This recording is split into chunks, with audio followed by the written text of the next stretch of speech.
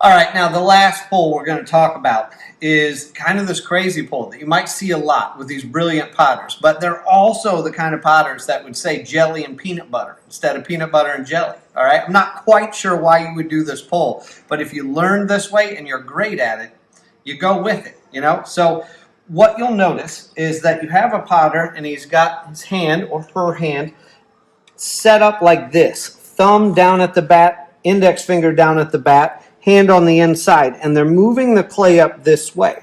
Now this hand position is actually a very common collaring position. I mean, flip it over and you're collaring, right? So it looks like that. So you're driving in to get your bead going and moving up, and your inside hand is making that S curve, but it's also compressing clay against your thumb on the outside. So I'm going to bring this hand straight out so you can see. I can get pressure here. I can get that S curve pressure in this gap right here, and I get pressure here. So you control the cylinder as you move up while getting those two pressures together. So it does move a lot of clay, but man, it feels awkward if you haven't been trained in that way. So if you are doing well with one of the other pulls, but you see somebody do that pull and launch up a giant cylinder, it might not be that thing where you say, I'm going to quit what I'm doing and switch over, okay? Because if it works, stick with it and just get better at it. But if you're struggling with all kinds of different hand positions and you haven't tried that one yet, why not? Go for it and see what happens, all right?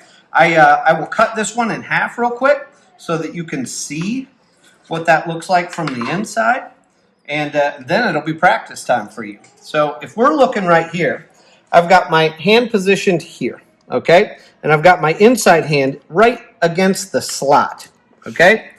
And I've got my thumb and index finger pressing in, and they start to move up. Now, if I put pressure with my inside hand into that slot, it's also creating compression pressure here and here. So then I drive that clay up.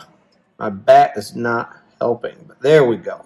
And that moves all the way up while I'm putting this in whatever cylinder position I want, because of the amount of force I can apply with my whole right hand.